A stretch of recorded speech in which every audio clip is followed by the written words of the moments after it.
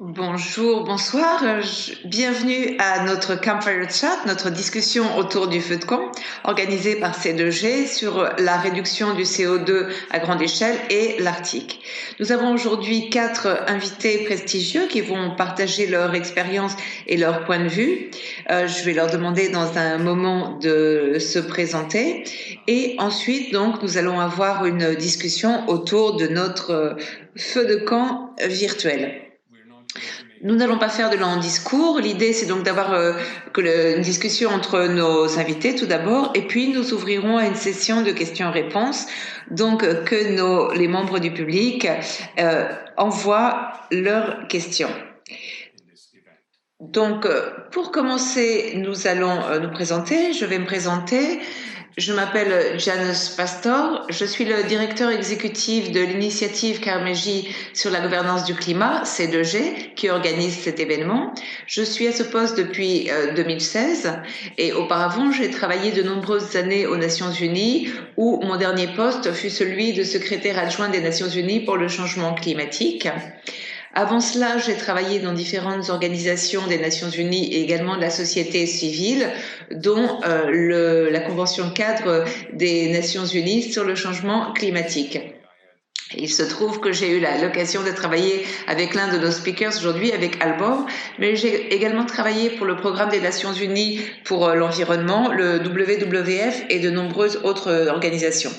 Je travaille sur le changement climatique et le développement durable depuis 40 ans. J'ai 3 petits-enfants et je pense que je leur dois pour le moins de contribuer à cette tâche non résolue de justement la résolution de la crise climatique. Donc c'est pour ça que je suis dans voilà. Shona, pourriez-vous vous présenter s'il vous plaît?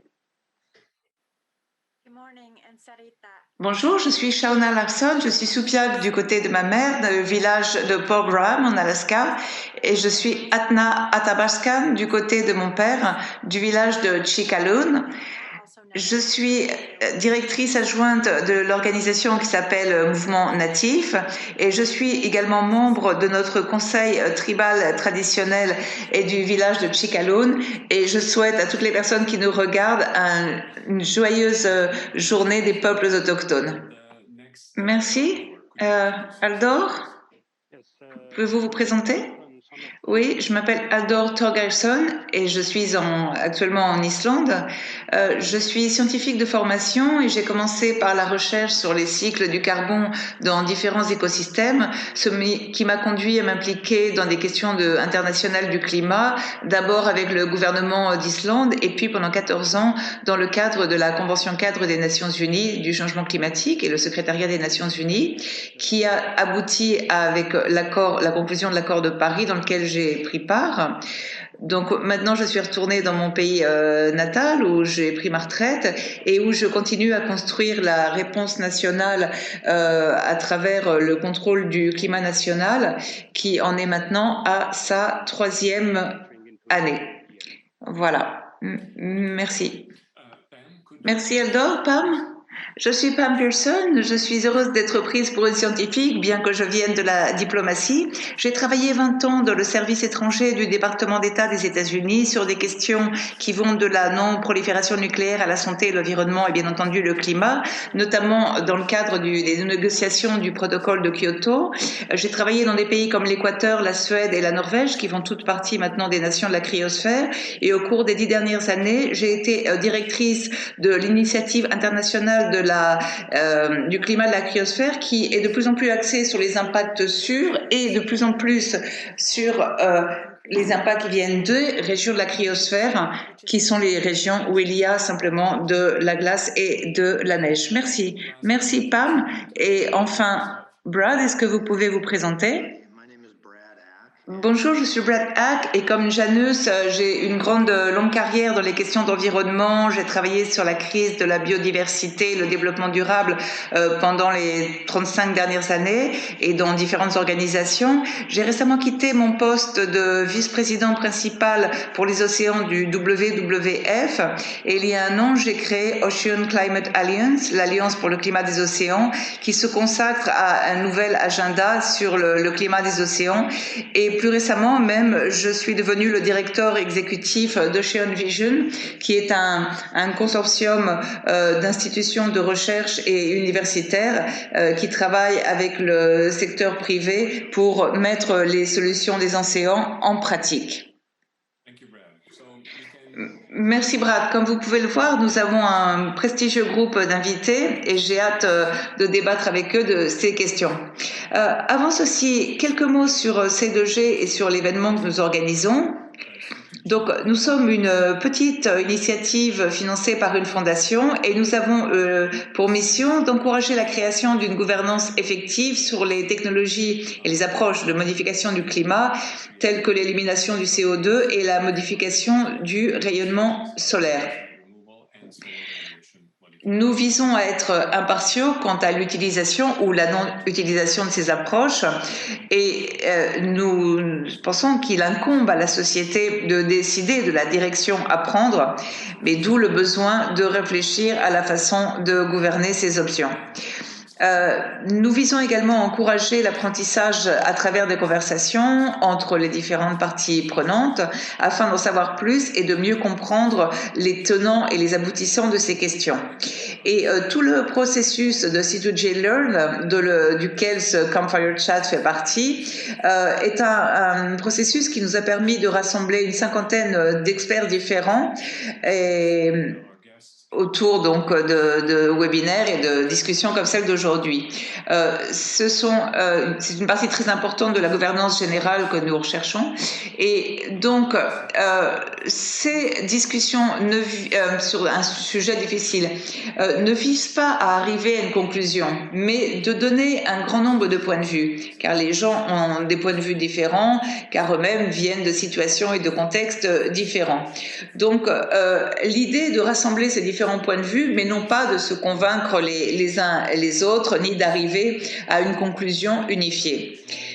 Bien entendu, étant donné le nombre relativement faible de participants à chaque activité, comme celui d'aujourd'hui, il est difficile de donner la complète diversité, de la représenter. Actuellement, en général, nous avons 3, 4 ou 5 invités, donc c'est pour nous un défi permanent. Et nous ne pouvons pas représenter toutes les points de vue dans chaque activité, mais dans l'ensemble, tel que je le disais, comme nous avons 50 experts de différentes régions du monde, je pense que nous y parvenons plutôt bien. Et bien entendu, il est clair que les vues exprimées sont celles de nos invités et pas celles de C2G. Donc, quelques mots maintenant sur l'Arctique. L'Arctique, c'est un petit peu comme le canari dans la mine de charbon, c'est-à-dire un signal d'alarme, si ce n'est que là, ce serait pas un canari, mais plutôt un ours polaire, et que peut-être que notre mine de carbone serait plutôt la glace de l'Arctique. Donc c'est une situation très difficile. J'ai eu personnellement dans l'exercice d'un travail précédent d'aller 2 fois dans l'Arctique et de m'approcher vraiment du cercle polaire sur la glace, en marchant sur la glace. Et pour en venir à mes petits-enfants, eh bien, c'est important qu'ils aient la possibilité, eux aussi, de marcher sur la glace et pas seulement d'y aller en bateau à l'avenir. Donc l'Arctique souffre d'un réchauffement climatique qui est entre 2 fois et 2 fois et demi plus important en moyenne. Et donc ça, c'est un gros problème et c'est simplement la moyenne, alors qu'il y a aussi des périodes exceptionnelles. Et cette glace qui disparaît est un double défi sur ce qui arrive sur les écosystèmes de l'Arctique, mais également un autre aspect, c'est la baisse de l'albédo, ce qui signifie que comme quand la glace disparaît, il y a encore plus de réchauffement climatique. Et bien entendu, une partie du problème de l'Arctique, auquel nous faisons face à l'Arctique, est que si pour nous ceci est un problème, pour d'autres c'est une opportunité économique. Donc il y a différentes forces en jeu. Et donc, que faire avec la glace et avec le réchauffement lui-même ? Eh bien, nous allons essayer d'y répondre. Et puis ensuite, il y a l'élimination du CO2 à grande échelle. Nous avons eu un webinaire et d'autres discussions sur ce sujet. Mais juste dans quelle mesure l'élimination du CO2 peut aider directement ou pas dans ou en dehors de l'Arctique? Donc, ce sont des questions que nous allons aborder. Nous n'allons pas être capables de résoudre toutes ces questions, bien sûr, ce n'est pas le but, mais nous espérons mettre sur la table les questions clés de gouvernance et de voir comment les cadres qui existent traitent ces questions et ce que font les différentes parties prenantes à cet égard. Donc voilà, je m'arrête et nous allons vraiment commencer la session. Comme je le disais, nous allons commencer je vais commencer la discussion en vous demandant à chacun d'entre vous, en posant une question à chacun d'entre vous, et puis nous aurons un débat entre nos différents invités autour de notre feu de camp. Et ensuite, nous ouvrirons donc à la session de questions-réponses. Donc, les participants peuvent envoyer leurs questions en appuyant sur le bouton de questions-réponses dans l'application Zoom. Et il y a également un bouton « J'aime ». Donc, si vous aimez la question d'une autre personne, vous pouvez appuyer sur son bouton. Et sachez que plus une question recevra de likes, et plus elle sera susceptible d'être traitée. Il y a également une session de chat si vous voulez discuter avec d'autres participants, et vous pouvez donc l'utiliser, mais n'y mettez pas les questions que nous préférons traiter à travers le bouton de questions-réponses. Donc, je donne le coup d'envoi de notre discussion et je vais poser une question à Pam. Donc, pourriez-vous nous donner votre point de vue sur ce qui est, à votre avis, le rôle de l'Arctique dans le climat mondial et nous dire comment le climat mondial, les changements de ce climat affectent l'Arctique? Et également, ce que vous pensez du rôle de l'élimination du CO2. Donc, c'est à vous. Merci. Il est vrai que l'Arctique a été considéré toujours comme le canari dans la mine de charbon, mais maintenant, au fur et à mesure de l'accélération du réchauffement climatique, les scientifiques considèrent que l'Arctique est un moteur du changement climatique, mais pas simplement un signal d'alarme. Et je crois que je n'exagère pas si je dis que ce sont les régions de la cryosphère qui vont décider de la lutte contre le changement climatique dangereux. Derrière moi, vous pouvez voir une carte de l'Antarctique, même si nous parlons de l'Arctique, et je crois qu'il faut également l'avoir à l'esprit. Si nous perdons la cryosphère, et en particulier de l'Antarctique, eh bien nous perdons la bataille du climat. La géopolitique de l'Arctique est de plus en plus compliquée, et comme le disait Janus, il y a une tendance négative qui est que différents acteurs de la région ont une série d'intérêts commerciaux et voient que ce réchauffement finalement ouvre de nouvelles opportunités d'affaires. Mais en réalité, si l'article offrait vraiment des activités comme celle-ci, eh bien, nous devrions vivre dans un monde où des grandes parties de ces pays, surtout les États-Unis et la Chine, seraient invivables et souffriraient de grandes conséquences comme la montée du niveau de la mer et d'autres impacts. On pourra en parler tout à l'heure. Pour ce qui est de l'EDC, l'Arctique et les autres cryosphères ont trois lignes générales que je voudrais mentionner. Premièrement, l'Arctique est identifié comme un lieu où la bioénergie avec capture et captage du carbone, la BECCS, peut être faite à grande échelle, mais si c'était le cas, la plus grande partie des modèles scientifiques considèrent qu'il faut beaucoup de terre, ce qui mettrait en danger des écosystèmes très sensibles, c'est-à-dire qu'on finirait par détruire l'écosystème qu'en fait on essaye de sauver. Deuxièmement, la technologie n'existe pas encore à grande échelle et comme on voit dans le rapport spécial du GIEC du réchauffement à 1,5 degré, l'élimination du CO2 à grande échelle n'est pas encore disponible alors que l'atténuation l'est. Donc l'élimination du CO2, si l'on veut la mettre en place dans l'Arctique, doit être un effort complémentaire aux grandes réductions du CO2, car nous savons que la réduction des émissions ne fonctionne pas, mais on n'est pas aussi sûr que ça pour ce qui est de l'EDC. Et en troisième partie, la plus grande partie des modèles qui intègrent l'EDC, y compris ceux du GIEC, assument un dépassement des températures, mais la cryosphère ne peut pas s'offrir, entre guillemets, ce réchauffement.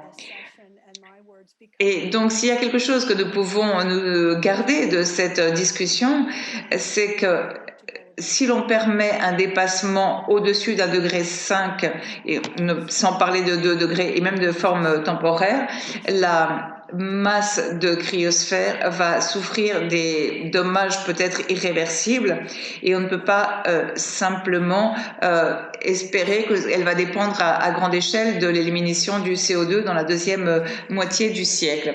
Donc ce sont les lignes générales que je voulais profiler, c'est-à-dire que l'élimination du CO2 peut jouer un rôle, mais ce doit se faire le plus vite possible et à petite échelle. Merci Pam, vous avez abordé différents termes intéressants. Tout d'abord la cryosphère comme moteur du changement climatique et ensuite le dépassement. Et qui serait un problème gigantesque pour la cryosphère, beaucoup plus que pour d'autres types d'écosystèmes. Mais nous approfondirons ces sujets après. Nous allons donner la parole à Brad. À votre avis, de quel outil essentiel disposons-nous pour sauver ou protéger l'Arctique et donc sauver le monde, si nous en croyons Pam? Merci beaucoup et merci Pam pour vos commentaires. Je suis vraiment convaincue que nous sommes en plein milieu d'une crise climatique et qui est beaucoup plus grave que ce qui était prévu. Et nous pouvons le voir jour après jour. Et l'Arctique est l'un des exemples les plus manifestes de ce qu'on a sur la planète, de ce changement climatique qui se produit à une vitesse vertigineuse. Et nous courons le risque de le voir passer d'un état de glace à un état qui n'a pas de glace, ce qui pourrait être un point de non-retour et ce qui serait extrêmement dangereux pour toute la planète, car l'Arctique, eh bien, c'est notre air conditionné, c'est l'air conditionné de la planète. Il régule le climat, les courants océaniques de toute la planète et il a d'ailleurs d'autres fonctions. Donc, je pense que nous n'appliquons pas un principe de précaution. Cet objectif de 1,5 degré me semble dangereux car nous avons déjà un niveau de changement climatique qui est dangereux. Et tout ce que nous allons émettre demain va continuer à être dans l'atmosphère pendant des années et des années, ce qui veut dire que la situation de l'Arctique va empirer. Et en plus, la technologie et la science dont nous disposons actuellement en sont à leur balbutiement. Cet objectif de 1,5 degré ne me semble pas suivre un principe de précaution. Ce qui serait prudent, ce serait d'inverser la situation que nous avons actuellement. Et je ne suis pas d'accord avec Pam en ce sens que pour moi, l'élimination du CO2 va jouer un rôle déterminant. Et nous avons émis 2000 gigatonnes de CO2 depuis le début de la révolution industrielle, c'est-à-dire que nous avons déjà beaucoup de pollution atmosphérique. Nous avons réussi à nettoyer la pollution dans les rivières, les plages, les terres pendant des années, mais pour une certaine raison, nous n'avons pas réussi à nous mettre à nettoyer la pollution atmosphérique. Et nous devons nous y atteler maintenant. Et c'est vrai que la technologie et la science que nous avons actuellement, donc, on est à ses débuts. Il faut élargir à une beaucoup plus grande échelle la technologie d'absorption du CO2 et tenter d'utiliser les technologies qui sont moins nocives, car nous devons être très prudents avec les possibles effets secondaires non désirés. Quoi qu'il en soit, il nous faut être rapide. Et prendre des mesures dès maintenant.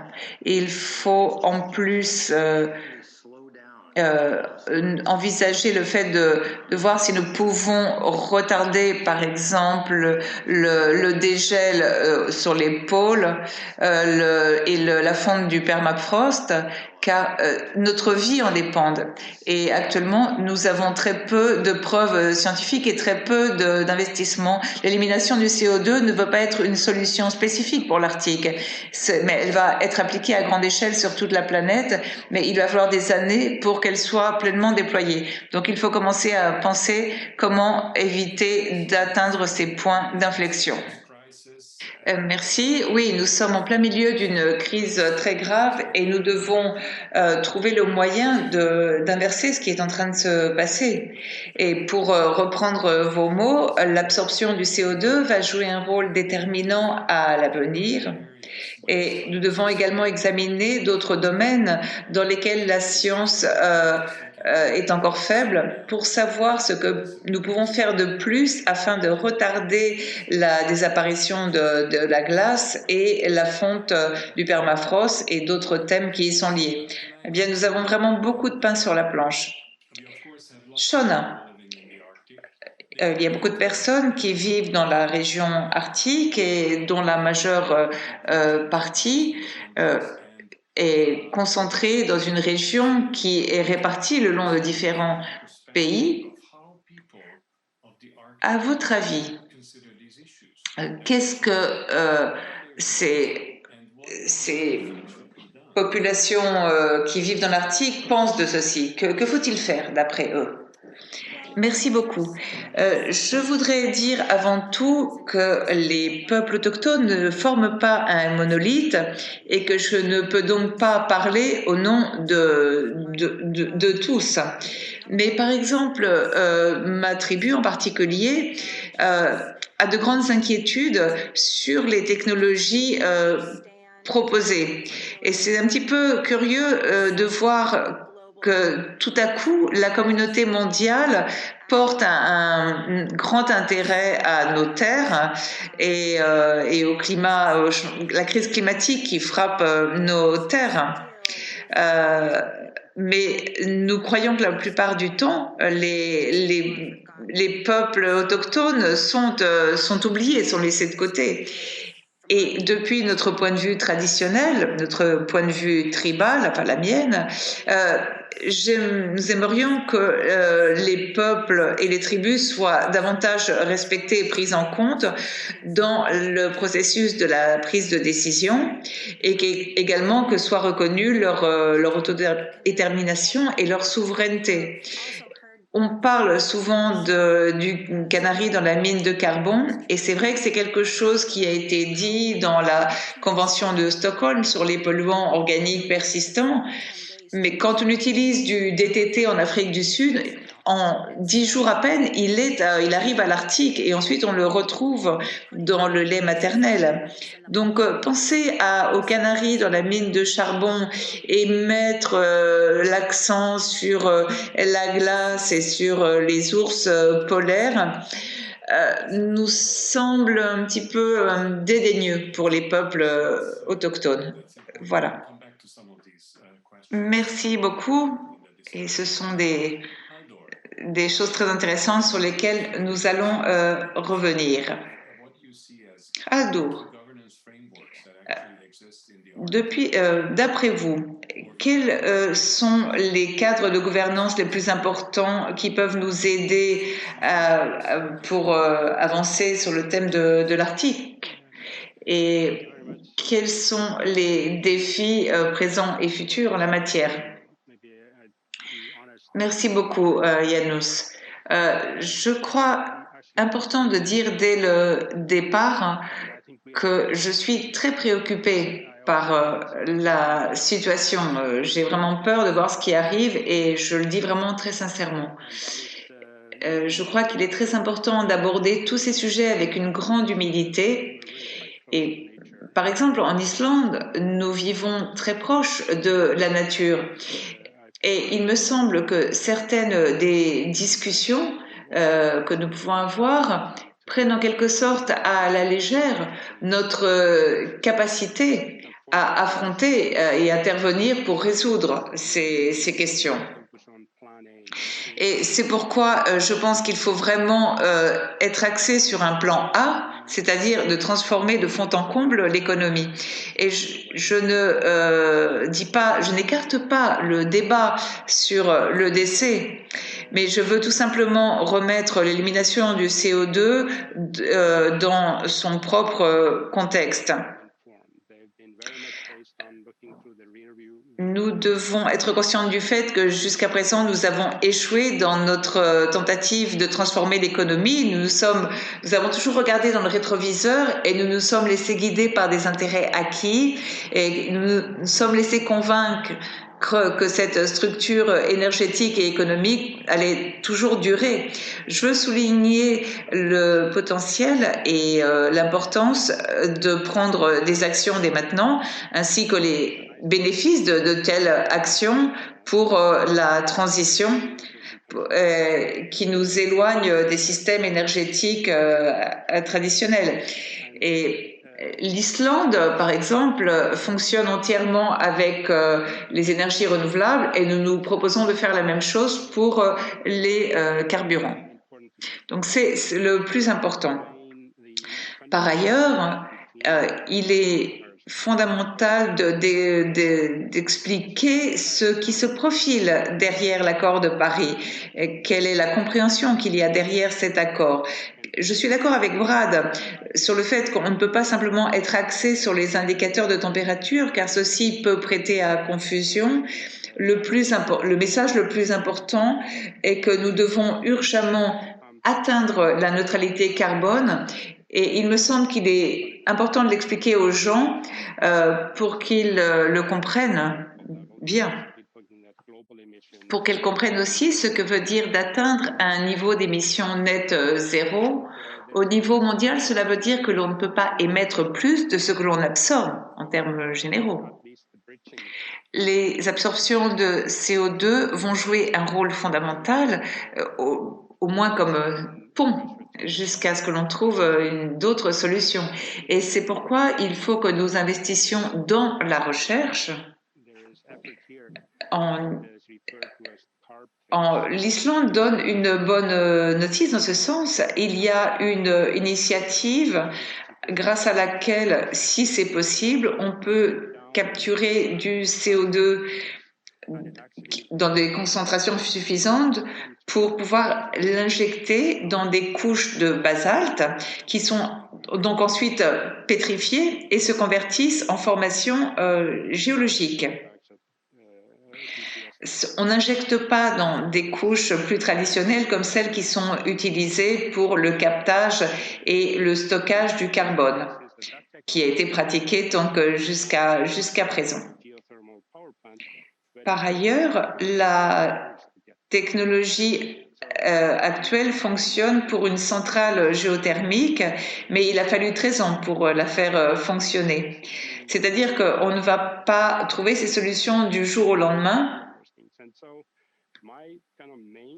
Et c'est pourquoi il faut explorer toutes ces options. Et le message fondamental que je souhaite donner est qu'on ne peut pas s'offrir le luxe d'écarter prématurément telle ou telle solution. Nous avons la grande responsabilité de toutes les étudier. Je ne veux pas dire que toute solution vaut, non. Bien sûr que non. Mais il faut que nous ayons des preuves scientifiques solides sur les effets pervers avant d'écarter telle ou telle option. Et donc, il faut plus les étudier pour voir quelles sont leurs conséquences en termes d'application à grande échelle, de leur stabilité. Et ceci demande de faire une recherche dans de nombreux domaines sans écarter trop vite telle ou telle option. Pour finir, je voudrais souligner le point suivant. L'accord de Paris est principalement fondé sur une approche de gestion des risques. Donc, essentiellement, nous gérons des risques associés au changement climatique, mais il n'y a pas de certitude quant aux résultats. C'est pourquoi l'Arctique et la formation dont on dispose sur l'Arctique est extrêmement importante pour toute la planète. Vous me posiez une question de gouvernance sur l'Arctique. Il faut tout d'abord se demander, à mon sens, jusqu'à quel point les États de l'Arctique, les États membres du Conseil de l'Arctique, qui est un conseil qui rassemble les États donc, qui se trouvent dans la zone arctique, et ces États ont une grande responsabilité historique pour les émissions qui sont déjà dans l'atmosphère. Donc, la première question à leur faire, ce n'est pas simplement ce qui est fait dans l'Arctique, mais ce que font ces pays au niveau mondial. C'est-à-dire qu'il faut être conscient de la réalité, car il est clair qu'il y a beaucoup de pays qui s'asseyent autour de cette table sur l'Arctique et qui ont des difficultés pour appliquer leur propre politique climatique. Et c'est un grand sujet de préoccupation. Ceci étant dit, le Conseil arctique peut jouer un rôle fondamental et la Fédération de Russie va prendre la présidence de ce Conseil quand l'Islande va lui passer le relais au début de l'année prochaine. Et je crois qu'il est très important d'aider à la Fédération de Russie à déployer ses efforts de présidence pour pouvoir profiter au mieux du potentiel de l'Arctique. Et enfin, je voudrais rebondir sur un point qu'a évoqué Shona sur les polluants organiques persistants, car j'ai travaillé moi aussi sur la Convention de Stockholm et les effets sur l'Arctique ont été fondamentaux pour pouvoir atteindre un accord sur les polluants organiques persistants. Donc, nous ne devons pas considérer l'Arctique comme la canarie dans la mine de charbon, mais également comme un appel au monde entier à se réveiller. Merci. Je crois qu'il est clair que nous devons atteindre la neutralité carbone en termes d'émissions. Si vous avez peur, je vous comprends parfaitement car je partage cette inquiétude. Nous sommes dans une situation très difficile, donc nous allons voir. Et je ne sais pas si l'un des participants veut rebondir sur ce qu'a dit l'un des autres invités. Je voudrais, pour ma part, vous demander quelque chose qui a trait à un point qui a été mentionné par Shona. Nous ne pouvons pas oublier les personnes et simplement nous axer sur la glace ou sur les ours polaires. Ce n'est pas bien, car il y a des personnes qui vivent dans ces régions. Donc, c'est un sujet. Mais par ailleurs, il faut se demander comment concilier les besoins de l'Arctique avec les besoins du reste de la planète, car comme il a été souligné, ce qui va arriver dans l'Arctique aura des conséquences sur le reste de la planète. Que pouvez-vous nous dire sur ce sujet? Y a-t-il un commentaire ou une réflexion? Bon, je peux commencer si vous me le permettez. Il y a de grandes parties de la planète qui sont des organes vitaux pour la planète entière, laquelle est un système complet. Et l'Arctique est clairement l'un des principaux organes vitaux de notre planète. Et nous avons tous intérêt à préserver l'Arctique intact, pas simplement pour les personnes qui y vivent, mais aussi pour les gens qui vivent dans des régions du littoral ou pour des personnes qui vivent en Inde, là où les moussons dépendent de la banquise de l'Arctique. Et il me semble que nous n'accordons pas la juste valeur ni n'envisageons les risques de boucles de rétroalimentation dangereuses qui ne prennent pas en compte les modèles climatiques. Des questions comme la libération de méthane, les changements de l'albédo sont des questions qui sont à peine modélisées. Et nous avons moins de temps que ce dont nous pensons, donc il est impératif de prendre des mesures urgentes et ce caractère urgent est en train de prendre de l'importance dans la communauté des chercheurs qui étudient l'Arctique Et nous nous demandons si nous devons préserver l'article tel qu'il est actuellement et empêcher qu'il ne se dégrade. Je ne voudrais pas m'éloigner de ma question, c'est-à-dire de voir ce qu'il en est des gens à l'aune de la nature, du globe à l'aune de l'Arctique, donc voir comment on peut concilier les différents types d'intérêts. Mais j'aimerais demander quelque chose sur ce qu'elle vient de dire Brad. Est-il trop tard? Non, je ne crois pas. La science nous dit qu'il n'est pas trop tard et le rapport spécial du GIEC de 1,5 degré va dans le même sens. Mais effectivement, comme le disait Shauna, on met parfois trop l'accent sur, par exemple, les ours polaires, alors que ce n'est pas simplement les ours solaires qu'il faut sauver, mais tout un écosystème. Et dans le Conseil de l'Arctique, il y a des organisations de peuples autochtones. Et au cours des 2 ou 3 dernières décennies, les peuples autochtones de l'Arctique ont assisté à ces réunions sur le climat et face à la communauté internationale, ils ont plaidé en faveur de leurs intérêts et ont demandé que on fasse plus attention.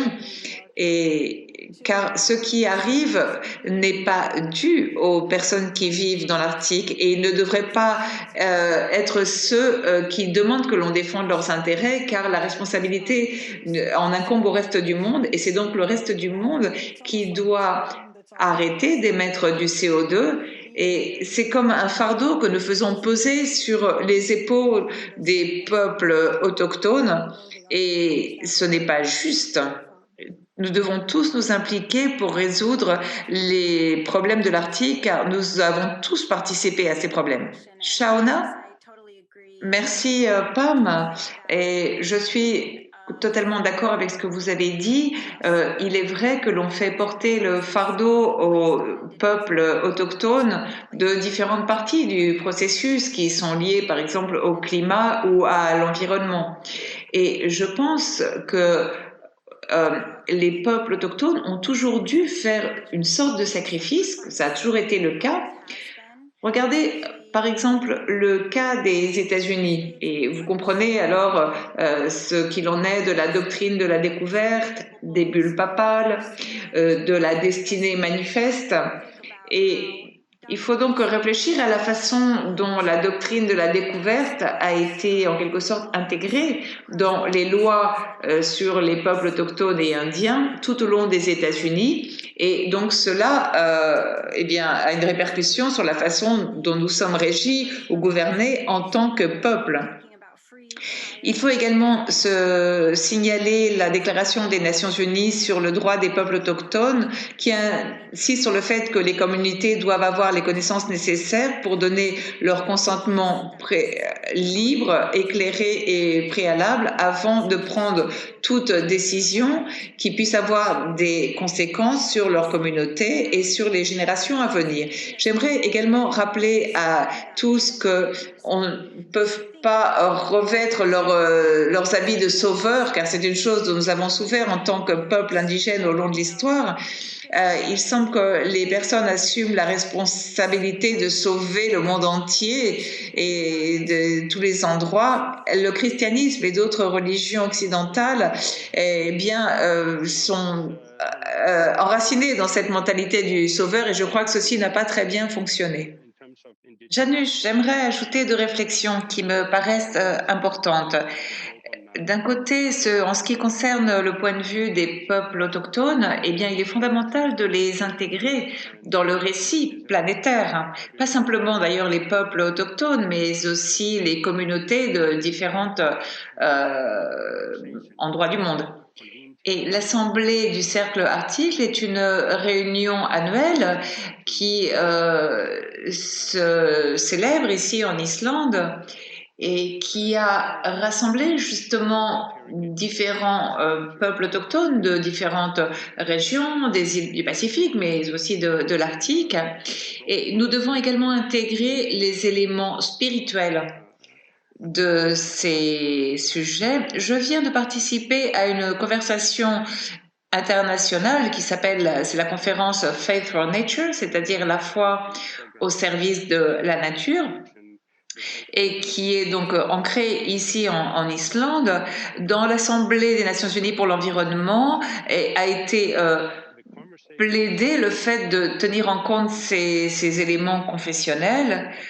Pourquoi je parle de ceci? Car précisément cette conversation à laquelle j'ai participé la semaine dernière sur la foi et la nature a mis en évidence que différentes religions du monde, quand en quelque sorte elles passent de la théologie à la mise en pratique de mesures concrètes, eh bien, arrive alors à une unité beaucoup plus grande que celle à laquelle on pourrait penser. C'est-à-dire que nous avons besoin, comme je le disais auparavant, d'aller tous dans la même direction.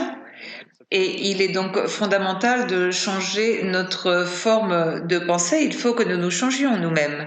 C'est un changement primordial que nous ne pouvons pas éviter. Et la gouvernance ne concerne pas simplement les gouvernants, les politiques et leurs représentants, mais c'est aussi une question de connaissance, de compréhension, de donner des moyens aux gens et également de relier les différents éléments d'un sujet donné.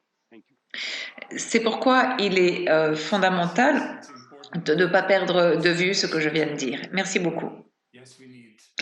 Merci Aldor. Et oui, c'est sûr, il est fondamental d'être conscient du fait que nous ne pouvons pas écarter aucune des solutions potentielles car nous sommes dans une situation difficile, mais par ailleurs, nous devons appliquer des approches alternatives et novatrices qui intègrent aussi des questions confessionnelles et des questions d'ordre différent. Ce sont des éléments qui vont faire partie d'une solution complète, c'est certes. Et ces solutions doivent prendre le problème à la racine, c'est-à-dire pas simplement faire face aux symptômes, et qui est malheureusement un peu la tendance générale que l'on a trop souvent. Parfois, nous nous efforçons d'appliquer une solution concrète et nous ne voyons rien au-dessus, nous ne voyons pas plus loin. Et il faut abandonner cette attitude et nous devons nous efforcer d'arrêter de contaminer, de polluer l'atmosphère à la vitesse et à l'intensité à laquelle nous le faisons actuellement. Donc, certes, il faut vraiment prendre le problème à la racine, c'est-à-dire le problème des émissions, mais par ailleurs, nous devons entreprendre un processus parallèle pour nettoyer cette pollution que nous avons créée. Et comment peut-on faire face à cette situation en termes de priorités sociales et politiques? Oui, ça me ramène à ce que je disais avant sur la neutralité carbone. On ne peut pas simplement viser d'atteindre un niveau d'émissions nettes zéro, mais il faut atteindre un niveau d'émissions négatives. Et là, c'est la pure et simple réalité. C'est-à-dire que je ne prône pas un dépassement, bien sûr que non, mais il est certain que les absorptions de CO2 sont une façon de réparer les dégâts que nous avons d'ores et déjà faits. Et nous en avons besoin car nous avons déjà atteint un niveau véritablement préoccupant. J'essaye de garder l'esprit ouvert. Nous pouvons prendre des mesures directes, bien entendu, et en protégeant une grande partie de la glace, de la banquise dont nous avons besoin. Mais je suis aussi sceptique quand je vois la quantité de tous les dégâts que nous faisons à cette banquise. Puis, ce sera au tour de Pam. Oui, pour ce qui est de l'élimination du CO2, nous avons besoin de développer la technologie à grande mesure, car jusqu'à présent, nous ne disposons pas des outils nécessaires pour absorber du CO2 dans la proportion où nous en aurions besoin. Cela ne veut pas dire que nous n'allons pas y arriver, car bien sûr, nous mettons des moyens en œuvre pour y parvenir, et l'océan est jusqu'à présent le système qui absorbe le plus de CO2 au monde. Et nous avons des approches par exemple, de géomimétique et de biomimétisme qui peuvent accélérer l'absorption de carbone de la part des océans. Mais quoi qu'il en soit, nous avons besoin d'investir dans la recherche et dans la recherche, c'est un grand défi et nous devons également investir dans les autres formes d'énergie. Au cours des 40 dernières années, nous avons travaillé pour tenter de réduire les émissions et toutefois, nous continuons à émettre.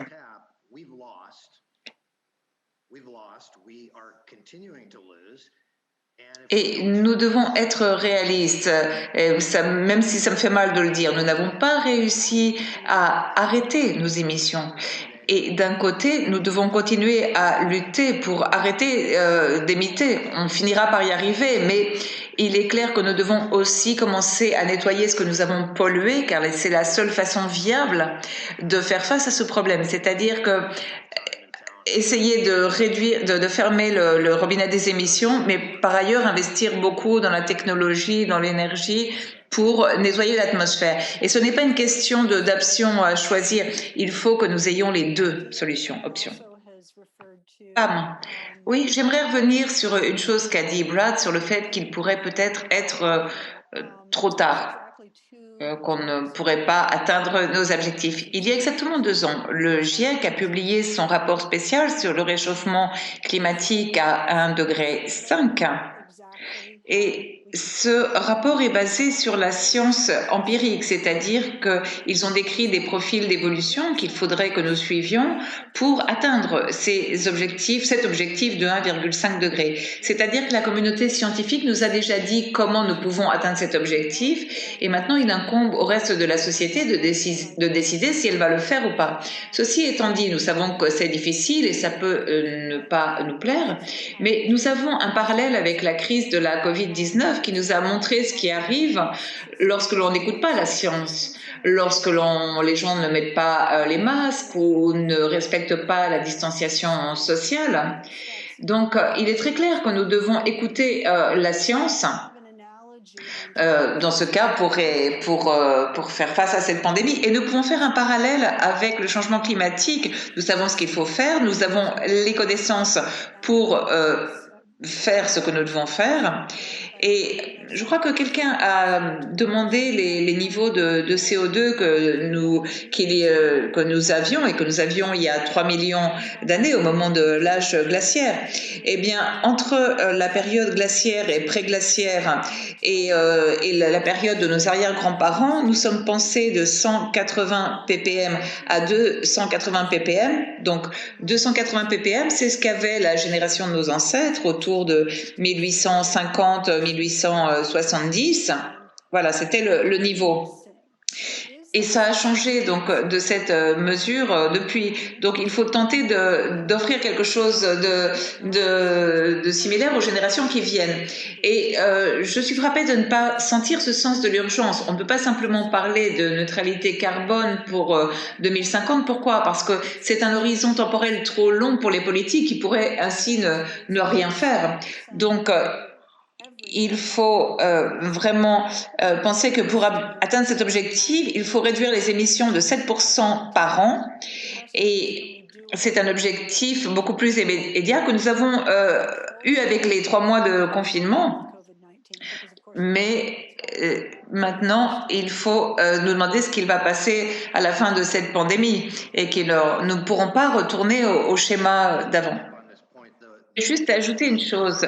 Pour pouvoir atteindre l'objectif de 1,5 degré, il faut prendre en compte que nous avons 50% de chances d'y arriver selon le rapport. Et pour ceci, il va falloir une transformation inédite de tous nos systèmes.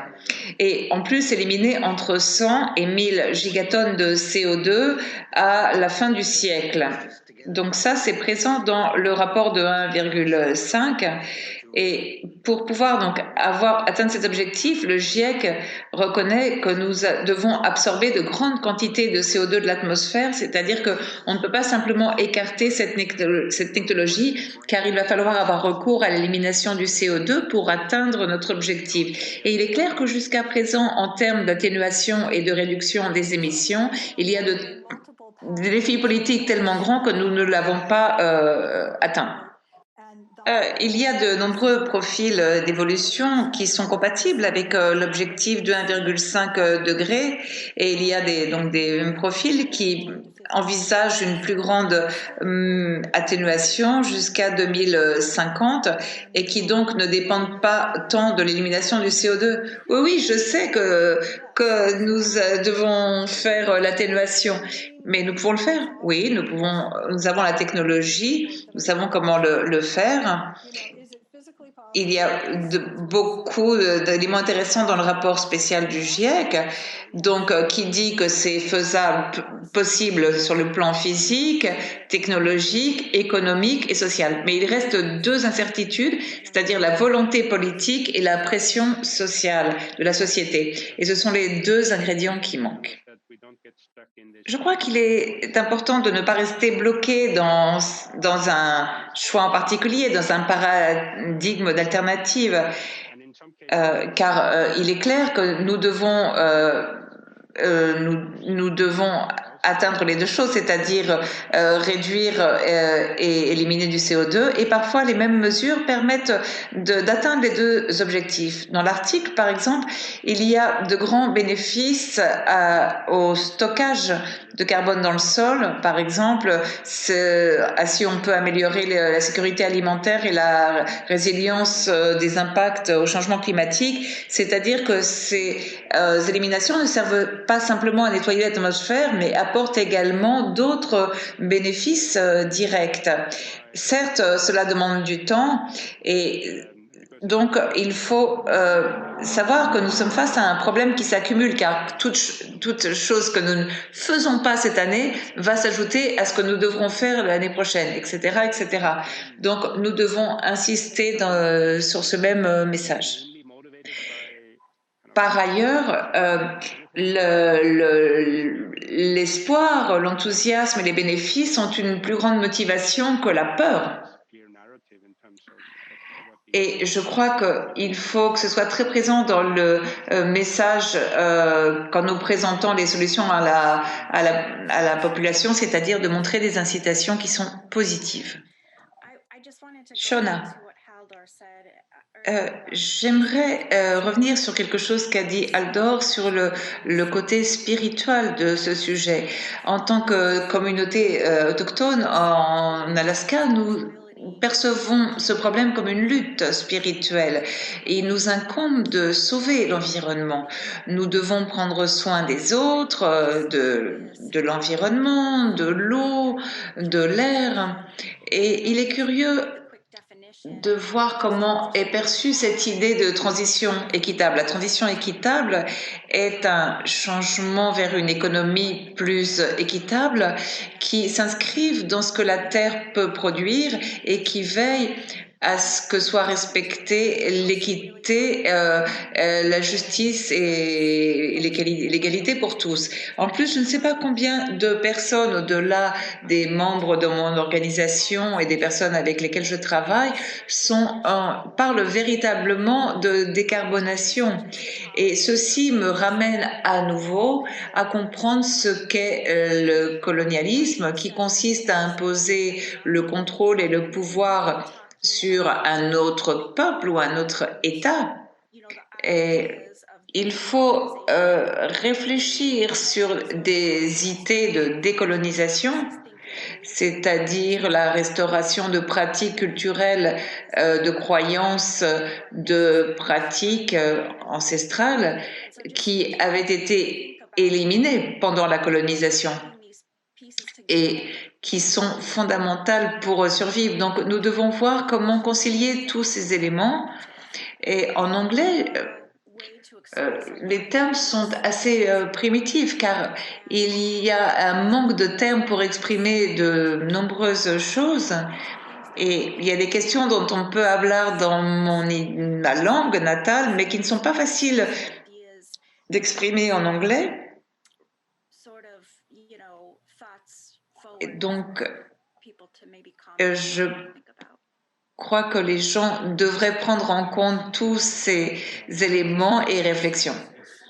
Merci Shauna, et ce que vous dites est très important car nous vivons dans un monde où le langage que nous utilisons va donner forme à la façon de réfléchir sur la question et la façon de donner forme au récit, ce qui à son tour a des répercussions sur ce que font les gens et donc sur la façon de voir la question. Mais finalement, nous utilisons l'anglais car c'est notre langue de travail, mais c'est clair que ça ne peut pas tout décrire les éléments mentionnés.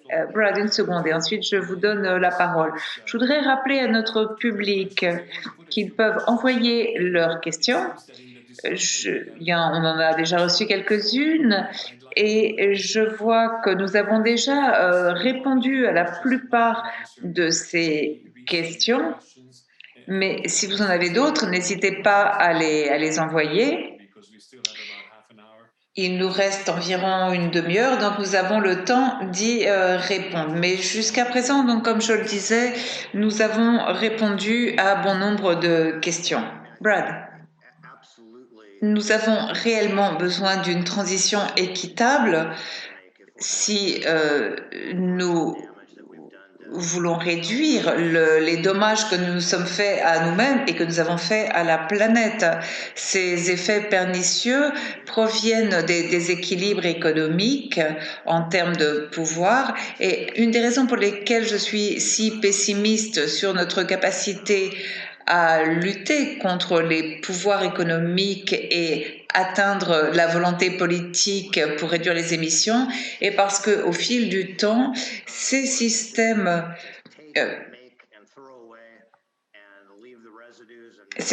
n'ont servi que leurs propres intérêts, et nous avons laissé des résidus avec lesquels doivent faire face les gens maintenant qui vivent près de ces endroits ou dans les régions voisines, et il est clair que nous devons voir comment être à la hauteur pour livrer une bataille à l'industrie mondiale qui est en train de nous mettre notre planète en l'air. Eh bien, un grand nombre d'entre nous est en train de perdre cette bataille. La justice est fondamentale pour l'unité et nous devons avoir recours à une transition équitable dans un premier temps pour rééquilibrer les forces et les efforts en termes d'atténuation, car les gens qui souffrent des conséquences de l'inaction doivent voir qu'on leur rend justice. Donc c'est une incitation très puissante à mon sens. Et il est clair que nous devons envisager ces questions spirituelles, car c'est le manque de spiritualité qui nous a conduits à la situation dans laquelle nous nous voyons submergés. Il y a plus d'autres questions du public à laquelle nous allons répondre. Nous avons une question de Michael Brown qui nous demande la chose suivante. Pourriez-vous nous dire la quantité de CO2 et de méthane émise en raison du dégel du permafrost et la comparer à l'objectif de réchauffement de 1,5 que nous devons obtenir à l'horizon 2100. Pour atteindre cet objectif de 1,5 en 2100, nous savons alors que 30% du budget carbone proviendra du permafrost.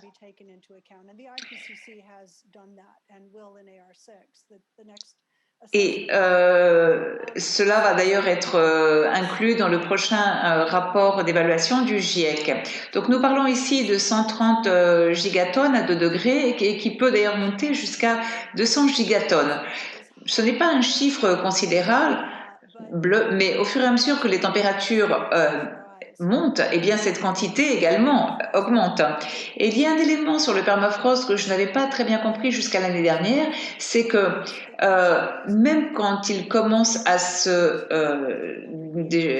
dégeler, il continue à émettre du carbone pendant 200 ou 300 ans, c'est-à-dire que les températures augmentent.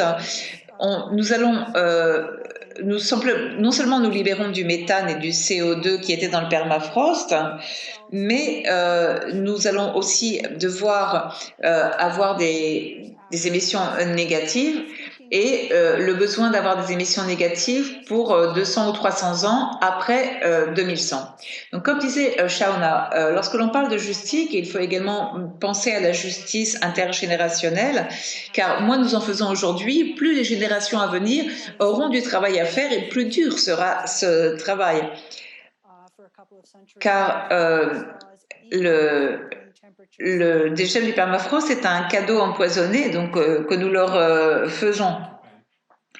Et donc, ce qui nous rappelle le besoin d'éviter un dépassement. Nous avons une autre question du public. Brad, pourriez-vous nous en dire plus sur votre travail qui est inspiré par le vivant, la bio-inspiration entre guillemets? Pourriez-vous nous donner des exemples? Je suppose que cela fait référence au commentaire que j'ai fait sur le biomimétisme et le géomimétisme pour l'élimination du CO2 basé sur les océans.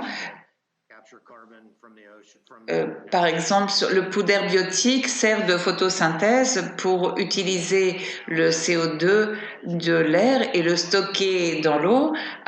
Et pour ceci, nous avons des microalgues et des macroalgues. Il y a des expériences qui sont menées en cultivant de grandes quantités de microalgues et de macroalgues pour en extraire le CO2 et même pour comprimer les résidus et les enterrer au fond des mers. Ce qui consiste à accélérer un processus naturel.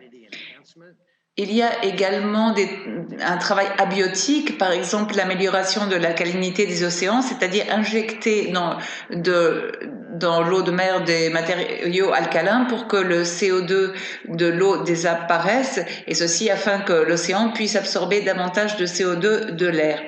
Il y a eu beaucoup d'études là-dessus, et enfin il y a des approches électrochimiques qui sont liées à la façon d'éliminer du CO2 de l'eau de la mer. Vient d'être mise sur pied une étude sur les différentes alternatives océaniques d'absorption du CO2. Vous pouvez en savoir plus sur l'Académie nationale des sciences. Et il y a Ocean Vision est en train de cartographier les différentes études qui sont réalisées sur ceci. C'est un travail qui en est vraiment à ses tout premiers stades. Mais nous sommes conscients de la capacité de stockage et d'absorption de CO2 qu'ont les océans et qui est 50 fois plus grande que celle de l'air. Donc nous savons que nous pouvons avoir recours à ces solutions océaniques qui ont un grand potentiel pour absorber du CO2 de l'atmosphère. J'aimerais insister sur un élément. Si nous tenons compte des contraintes géographiques des différentes communautés qui vivent dans l'Arctique et si nous confrontons les points de vue mondiaux aux points de vue locaux, y compris avec les petits États insulaires qui se voient inondés en raison du changement climatique, même s'ils ne sont pas, eux, dans la zone arctique. Donc, en tenant compte de tous ces éléments, quelles sont, à votre avis, les options les plus favorables d'élimination du CO2, que ce soit pour l'atténuation, la réduction des émissions, que pour l'élimination du CO2 à long terme? Qui souhaite apporter une réponse?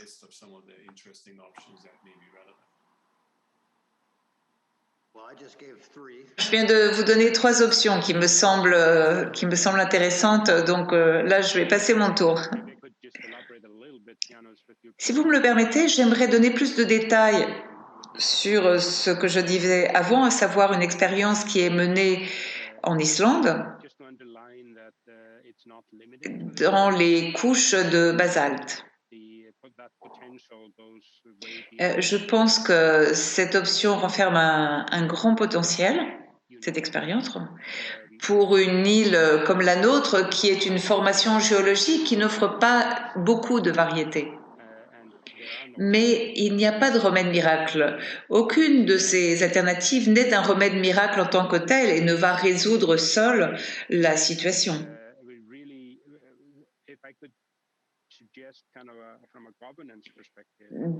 En termes de gouvernance,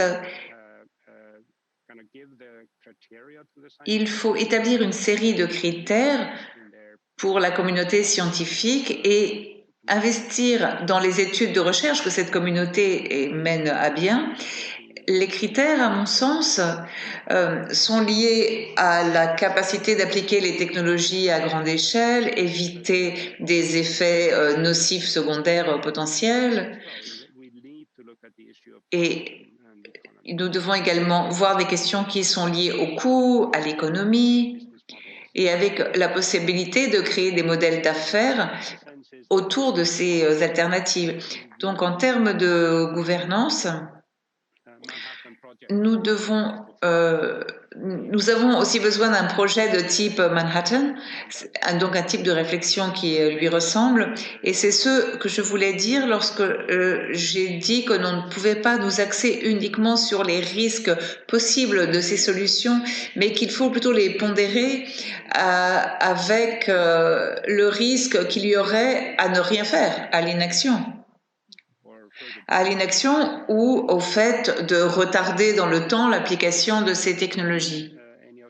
Je ne suis pas un experte d'aucune de ces solutions technologiques en tant que telle, donc la seule que je peux mentionner concrètement est cette expérience qui est donc réalisée en Islande. Comme je le disais, il a été mis en œuvre tout d'abord dans le contexte des énergies renouvelables en captant du CO2 qui était libéré quand on utilisait de l'énergie géothermique et également en capturant des gaz à effet de serre dans des décharges de déchets. Donc, et également, il est appliqué dans la production d'aluminium. Donc, il s'attache à capturer des émissions de sources importantes, mais il faut beaucoup plus d'initiatives de ce type.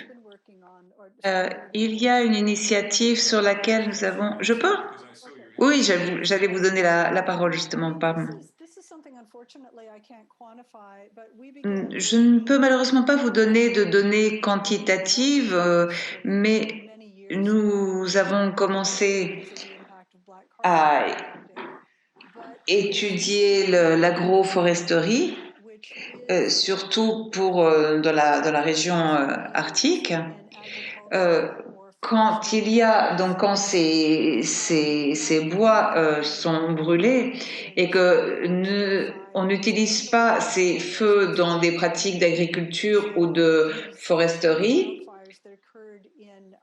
alors non seulement on libère des émissions, mais en plus on perd l'utilisation des terres.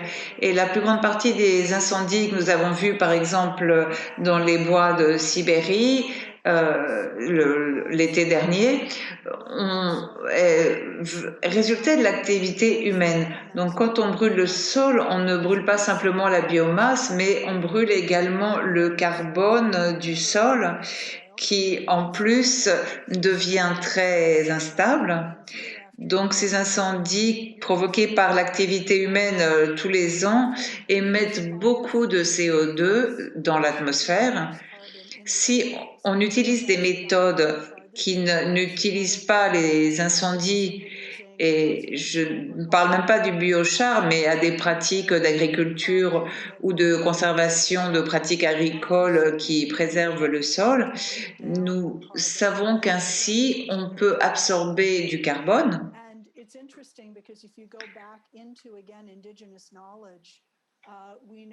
Si nous regardons les connaissances indigènes en Amérique du Sud, où nous travaillons dans les Andes, et avec ces méthodes pour éviter de brûler des terres, il y a 400 ans, brûler la terre était une pratique qui pouvait être passible de la peine de mort, car on considérait que c'était un délit contre notre mère la terre, c'est-à-dire que la science nous indique une méthode qui évite de brûler des terres qui existait et qui était utilisée il y a 400 ans dans les Andes, dans les peuples autochtones, c'est-à-dire qu'on n'a pas besoin d'avoir recours à des technologies de pointe pour absorber du CO2 de l'atmosphère. Merci. Shauna, pourriez-vous nous dire ce que vous pensez en tenant compte du point de vue des communautés autochtones de la région? Donc, à votre avis, quelle est la technique d'élimination du CO2 qui vous paraît la plus adéquate? Merci pour la question. Nous disposons d'une vaste connaissance traditionnelle sur l'environnement qui nous permet de comprendre le lien que nous entretenons avec l'environnement et quelles sont les responsabilités qui nous incombent. Dans ma communauté, à notre naissance, nous recevons toute une série d'instructions de la main de notre créateur, et une de ces instructions nous dit de laisser les bois et les forêts toujours propres. Comme nous étions nomades et que nous déplacions d'un endroit à l'autre, nous avions l'habitude de brûler les bois et les feuilles qui tombaient de façon à toujours laisser les bois et les forêts propres. Et ainsi, nous luttions contre les infestations et nous évitions les incendies. C'était une responsabilité qui nous incombait. Par ailleurs, l'un des principaux architectes de la Déclaration du droit des peuples autochtones dit certaines choses dans plusieurs commentaires sur ceci. Pam a dit que pendant le confinement dû à la Covid, nous avons vu des variations très claires dans les émissions à l'atmosphère. Et je voulais dire que nous ne savons pas jusqu'à quel point nous voulons quelque chose, jusqu'à ce que nous réalisions ce que nous sommes disposés à perdre pour l'obtenir. C'est-à-dire que ce concept de baguette magique, de remède miracle ou de pansement pour soulager les symptômes ne sert à rien. Et en outre, c'est un des principes que mentionnait cette grande architecte des peuples autochtones, c'est-à-dire de ne pas tenter d'organiser les autres, mais plutôt de tenter d'être responsable soi-même. Et c'est ce que j'ai appris en travaillant avec elle, donc pendant des années aux Nations Unies. Et ce sont des mesures qui vont nous aider à trouver une solution positive, qui vont tous nous aider. Car en dernier recours, ces ressources de combustibles fossiles et de pétrole arriveront à épuisement. Et la raison pour laquelle je parlais de la transition équitable, ce n'est pas simplement parce que l'on a besoin ou on veut de la justice pour certaines communautés ou gouvernements ou pour l'économie, mais c'est parce que la transition équitable est liée au fait que cette transition est inéluctable. Et nous ne sommes pas sûrs que les communautés, que soit fait justice aux communautés. C'est-à-dire que la transition est inéluctable, mais la justice n'est pas garantie. Et les personnes qui sont le plus proches du problème sont très souvent celles qui sont le plus proches de la solution, car ce sont elles qui comprennent comme personnes, qui voient ce qui change, qui comprennent leurs besoins, qui savent ce qu'elles doivent faire pour résoudre ces questions. Donc il faut veiller à ce que les peuples autochtones soient aux premières loges, en quelque sorte, des situations qui prennent plus de place. Nous assistons, nous, à toutes les conférences sur le climat, nous faisons des manifestations, nous réclamons nos droits, nous parlons de génocide et de nombreux sujets. Comme nous, comme société ou comme comité international, nous allons être conscients de l'importance de ce que nous avons entre les mains que le jour où nous allons savoir ce à quoi nous sommes prêts à renoncer pour l'obtenir. Shona, je crois que c'est très intéressant et effectivement la transition va avoir lieu, donc il nous incombe de veiller pour qu'elle ait lieu de la façon la plus juste possible. Je voudrais maintenant passer à un autre sujet pour parler des institutions de gouvernance dont nous disposons et pour voir si elles sont suffisantes pour atteindre cette transition. Chacun d'entre vous a acquis une expérience différente à ce sujet. Et donc, j'aimerais que vous me donniez tous votre point de vue sur les architectures gouvernementales, intergouvernementales et également non gouvernementales. Ces institutions sont-elles, à votre avis, utiles pour avancer dans l'Arctique, pas simplement en termes de transition qui va avoir lieu, mais aussi pour que cette transition soit équitable. Shauna nous parlait du point de vue des peuples autochtones. Aldor et Mpam ont plus d'expérience dans les processus internationaux et même dans des questions donc, qui sont en plein développement. Et Brad a beaucoup d'expérience dans différentes organisations de la société civile. Donc, il serait très intéressant d'avoir votre point de vue et votre sentiment sur ces institutions et sur les différents agents gouvernementaux ou étatiques et sur le rôle qu'ils peuvent jouer. Allez, je me lance. Eh bien, aujourd'hui, nous assistons à un échec des institutions dont nous disposons, soient-elles internationales, nationales ou régionales. La situation dans laquelle nous nous trouvons vient de cet échec et c'est pour ça que nous sommes face à une menace qui pèse sur toute l'humanité et si cela n'est pas un échec, vous me direz vraiment ce que c'est. Et je ne pense pas que nous ayons l'infrastructure de gouvernance nécessaire. Je ne sais pas quelle devrait être cette infrastructure, mais si nous voulons faire les choses rapidement et de façon large, il faut passer par les gouvernements. Et je pense qu'à un moment ou à un autre, il faut que ça ait lieu et les gouvernements pourront prendre des mesures d'une façon individuelle. Il n'y a rien qui empêche qu'un gouvernement donné entreprenne seul des mesures de modification du rayonnement solaire ou qu'il applique des initiatives d'élimination du CO2 océanique ou à grande échelle. Dans les Nations Unies, nous avons 192 pays et les mettre tous d'accord, ce n'est pas viable.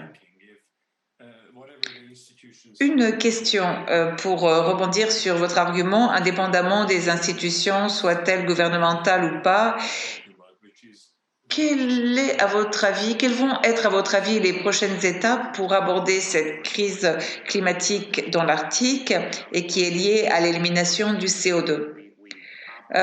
Bien malheureusement, il faut qu'il y ait des incitations économiques. Malheureusement, dans le monde, l'argent, c'est le nerf de la guerre et c'est ce qui nous fait marcher, avancer. Des gens qui ne se connaissent pas, qui ne parlent pas la même langue, finissent par tomber d'accord pour des raisons et grâce à des raisons économiques. Donc, il faut créer un modèle économique qui soit adéquat pour l'élimination du CO2. Et la plus grande partie du monde ne prête même pas attention à cette crise. Donc, il faut vraiment créer une incitation financière. Il faut que ce soit bien clair et il faut créer des produits viables, que ce soit dans le secteur agricole ou comme produits qui sont dérivés et secondaires et liés donc à l'extraction du CO2. Et je crois que c'est ainsi que les choses vont pouvoir avancer.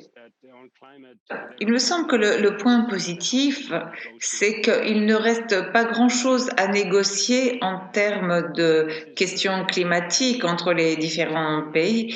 Et pourquoi je crois que c'est positif? Car comme le disait Brad, il est très difficile, et a fortiori en raison du contexte géopolitique actuel, de mettre d'accord un tel nombre de pays. C'est-à-dire que nous avons déjà un cadre dans lequel nous pouvons agir et maintenant, ces mesures doivent être entreprises au niveau national et locaux.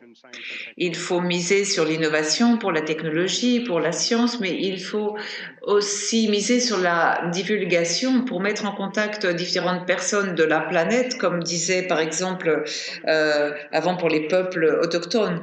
Donc la structure de gouvernance qui a été créée par l'accord de Paris va rester en vigueur, mais à l'intérieur donc de cette structure, maintenant nous devons nous retrousser les manches. Nous sommes arrivés à la phase d'exécution.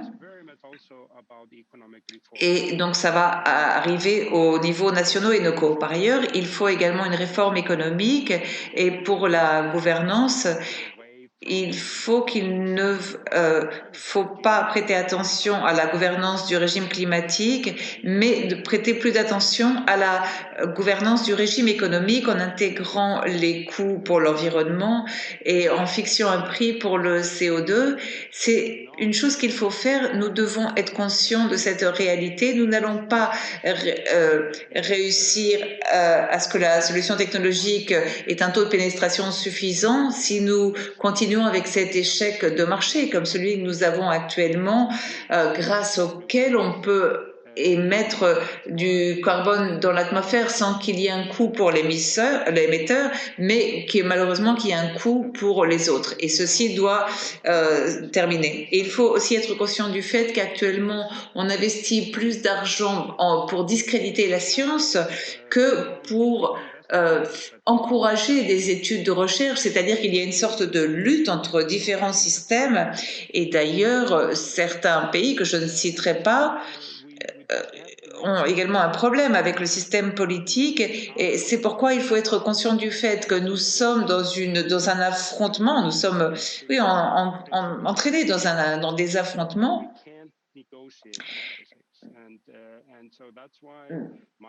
Mais cet affrontement, nous allons l'avoir avec les lois de la physique, et avec ça, on ne peut pas discuter. Donc, nous avons deux solutions. Ou nous nous écrasons et nous nous transformons parce qu'il n'y a pas d'autre solution, ou nous nous transformons grâce à un processus de délibération.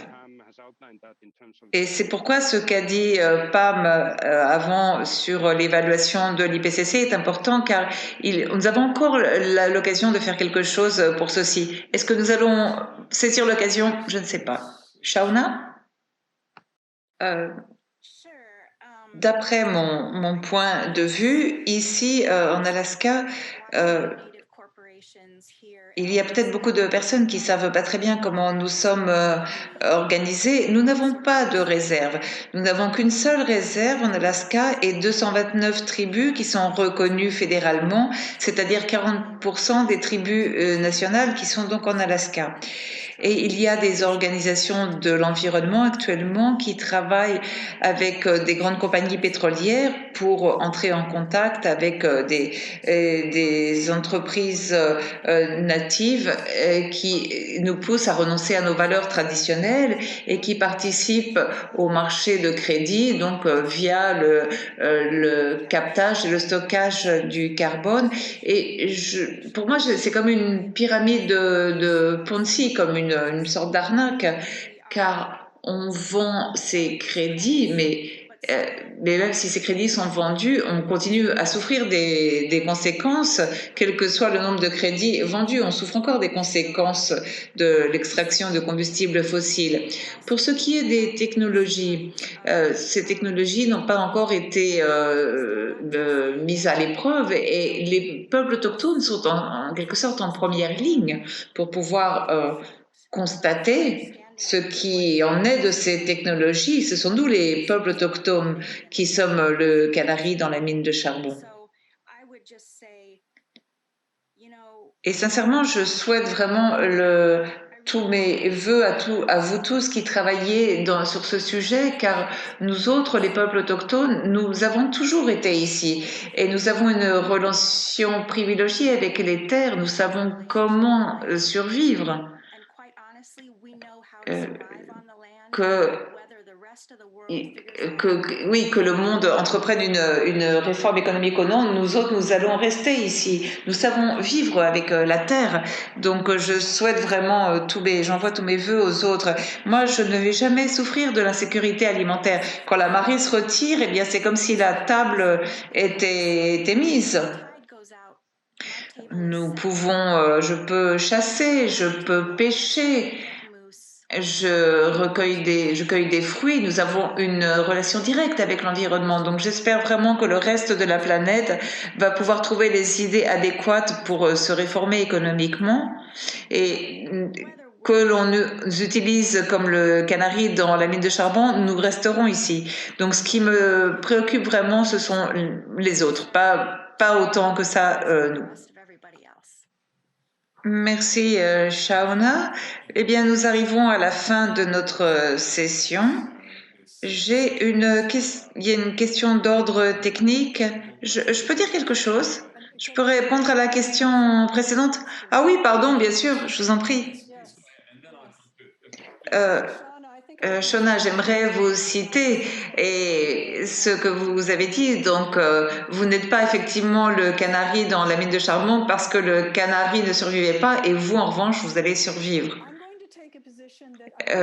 En général, je suis pessimiste, mais là pourtant, j'aimerais faire valoir deux arguments qui vont contre ce qui a été dit. Je crois que oui, il y a plus d'attention qui est prêtée maintenant qu'avant par obligation et que le monde prête davantage d'attention. Et également le fait que les gouvernements vont devoir faire quelque chose à cet égard. Et en plus, les gouvernements peuvent le faire rapidement sans limitation économique qu'a en revanche le secteur privé. Les entreprises ne vont pas répondre aussi vite car eh bien, ils n'ont pas pour mission et pour négoce de sauver la planète. Et je crois que oui, il y a des choses qui sont faites. Il y a des gouvernements, surtout dans la région nordique, qui ont envisagé déjà des objectifs plus ambitieux que la réduction de 50% des émissions à l'horizon 2030. Et nous parlons d'économies qui sont solides et qui représentent un dixième de l'économie mondiale si on tient compte de tous les pays nordiques rassemblés. C'est-à-dire que si un plus grand nombre de pays eh bien, prend ce type d'objectif pour obtenir le 1,5 et si l'on peut donner un bon élan dans le sommet de Glasgow l'année prochaine, on pourra faire primer ce sentiment d'urgence pour les objectifs dont on a besoin avant de 2050. L'élimination du CO2 doit être utilisée pas pour rester en dessous des 400 ppm, mais pour revenir au niveau de 280 ppm. Merci beaucoup, Pam. Comme je le disais, il y a une question d'ordre technique. Je ne sais pas si quelqu'un peut y répondre en quelques mots et ensuite nous mettrons un point final à notre session. Paul nous demande que pensent les experts sur le biochar? Est-il meilleur que la bioénergie avec captage et stockage de carbone et peut-il être mis en marche et convient-il à l'Arctique? Qui veut répondre en quelques mots? Parle-t-il du biochar dans l'Arctique? C'est ce qu'il veut dire donc. Moi, je peux vous dire que j'en sais assez du biochar pour savoir que je n'en sais pas assez sur le biochar. Il y a des arguments contre et pour son utilisation et je crois qu'il faut de plus grandes études en la matière. Oui, le biochar est l'une des approches pour pouvoir absorber du carbone, et ce à quoi je faisais allusion avant, et c'est une alternative possible que je ne peux pas quantifier donc avec des chiffres, mais il est clair qu'il va faire partie de la solution que nous souhaitons atteindre. Merci beaucoup, mes chers collègues. Y a-t-il quelqu'un qui veut laisser un dernier message qui peut transmettre très rapidement en 30 secondes quelque chose qui n'est pas dit auparavant, mais qu'il faut qu'il soit très rapide? Moi aussi, je veux dire qu'il y a des choses qui sont faites et il m'a semblé très encourageant de voir cet événement du TED Countdown qui a eu lieu le week-end dernier. Et si vous ne savez pas ce que c'est, je vous invite à vous informer à cet égard. Et en plus, l'accord de Paris a été un événement marquant. Nous ne sommes plus donc au moment des négociations, mais nous devons mobiliser et pouvoir mettre à profit tout le potentiel que nous avons. Au-delà de l'élimination du CO2, nous devons également penser à apporter un soutien aux écosystèmes, car actuellement, nous n'allons pas pouvoir trouver une solution qui soit assez rapidement ou qui soit suffisamment large pour éviter les pires conséquences. Et donc, il faut protéger les écosystèmes. Merci beaucoup. Un dernier commentaire? Oui, en deux mots. Mon mentor a voyagé dans un grand nombre de communautés autochtones dans le monde entier, dans le cadre de la déclaration des droits des peuples autochtones. Et donc, elle leur demandait s'il existait dans leur langue, comment on disait droit. Donc, comme droit inaliénable, droit de conduire, droit de ceci et de cela. Et ces communautés n'ont jamais pu trouver à dire une langue qui avait le mot droit. Donc, elles pouvaient simplement trouver un terme équivalent, mais qui signifiait responsabilité, c'est-à-dire que ce n'est pas notre droit, mais c'est notre responsabilité. Eh bien, merci à tous. Merci pour cette conversation qui a été fort intéressante. J'aimerais également donner mes remerciements à ma collègue Cynthia Charles, qui devait être avec nous aujourd'hui, mais qui n'a pas pu l'être car elle a eu un accident. Et donc, je lui souhaite un prompt rétablissement. J'espère qu'elle pourra être avec nous le mois prochain. Merci à tous pour cette conversation et espérons qu'il y ait des changements positifs qui s'opèrent.